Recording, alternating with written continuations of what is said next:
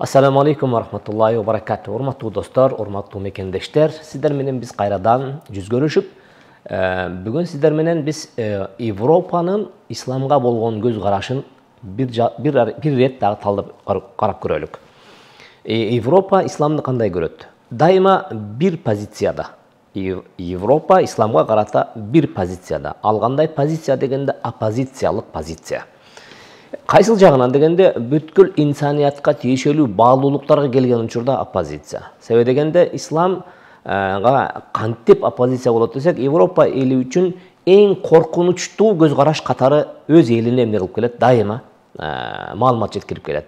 Өз эли үчүн, өз жарандары үчүн дүйнө жүзүндөгү жаракчылыктагы эң коркунуч бул ислам деп аларды сугарып келишет. Аны менен кошо эле диндеги чындыкты жашырып болгондо дагы өз элинен ушундай болгон кымбат нерсени эмне кылып кишет, жашырып келишет.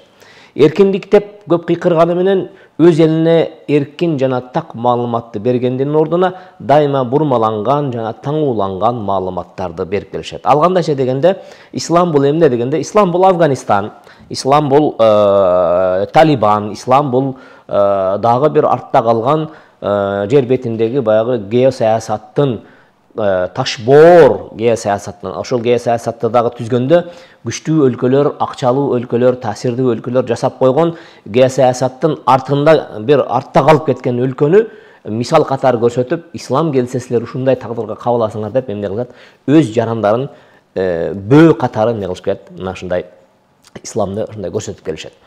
Далили кайсыл дегенде, дүйнө ислам дүйнөлүк жана асмандан келген акыркы дин экендигине карабастан, булар мына ошол Европага мезгилинде ушунчалык чоң салым берген эле, чоң жардам берген эле. Учурунда исламдагы болгон чоң илимий ачылыштардын негизинде Европадагы болгон дагы илимий эмне алдыга жылуу ушунчалык чоң кадам таштаган болчу. Бирок бул нерселердин баарысын эстен чыгарып, алар эмне кылып келишет, булардыгы дайыма исламды террорчулукка, караңгылыкка, аялдардын укуксуздугуна күнөөлөп келишет. Чындап эле ислам алар үчүн коркунуч беле десек, бирок чындыгында жок.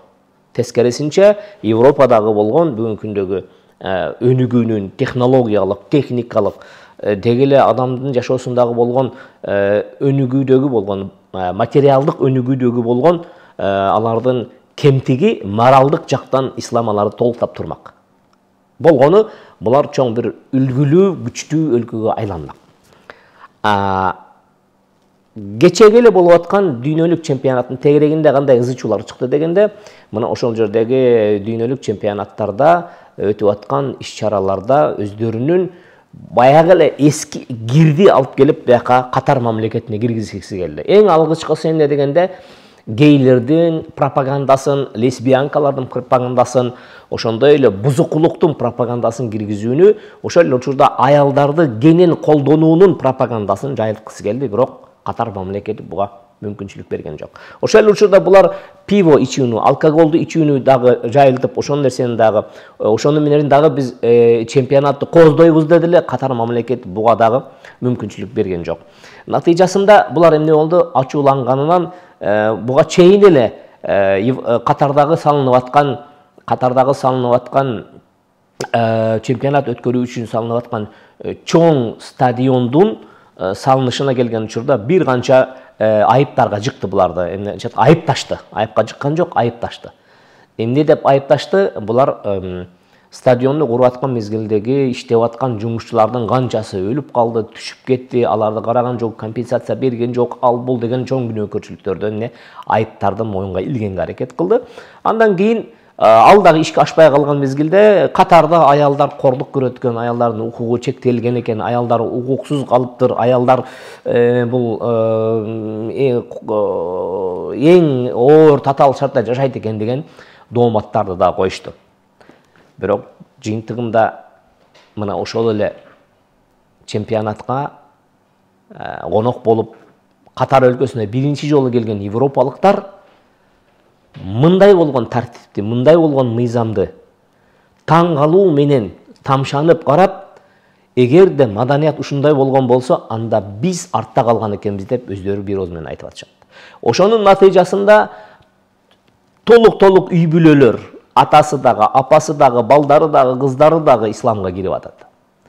Ал жердеги болгон мына ошол гей лесбиянкалардын тыюу салынгандыгы менен кошо эле ошол жерге келген аялдар, европалык аялдар өздөрүнүн оозу менен айтып атат, аялдар мындай мынчалык укуктуу, мынчалык кенен, мынчалык тынч, эч кимден кордук көрбөгөн, эч кимден бир мазактоону көрбөгөн жашоо бар турбайбы биз үчүн деп атышат.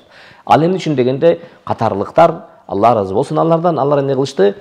Керек болсо белетке болгон кезекти дагы, тамакка болгон кезекти дагы, айталык кандай бир кезек туруу зарылчылыгы келип калса, ошол кезектин бардыгын очередти эркектер үчүн өзүнчө очеред, аялдар үчүн өзүнчө очеред, кезекти түзүп, натыйжасында мына ушундай жашоону башынан алгачкы жолу өткөргөн европалык аялдар бир ооздон айтып атышат. Мындай бир абийирдүү, намыстуу, таза сезим менен өмүр кечирсе болот турбайбы деп атат. Бирок ушуну элестетип көргүлө, эгерде ушул чемпионат Европада өтсө эмне болот эле? Аял эркек аралашат эле, алкогол ичилет эле, пиво ичилет эле, гей аралашат эле. Натыйжасында ит мышык болуп эмне болот эле? Аялдар чындап эле эң төмөндө тебеленген, кордолгон аялдар ошолор болмок. Алар алгач айтып аткан, катарда аялдардын укугу тебеленген деп. А бирок чындап келген учурда аялдар катарына келгенден кийин өздөрүн аял катары сезишти. Мына ушунун негизинде биз айтат элек, урматтуу биздин угармандар, чындап эле келген учурда Европа жакшы, Европа өнүккөн, а бирок Европанын дагы кемчилиги коркунучтуу. Ал эмне дегенде, аялдарды чектен ашыраак кордоп койгондугу. Бүгүнкү күндөгү биздин аялдарыбыз шүгүрдеш керек. Себеби дегенде, аларды коргой турган улуу мыйзам бар. Ал улуу жараткандын берген мыйзамы.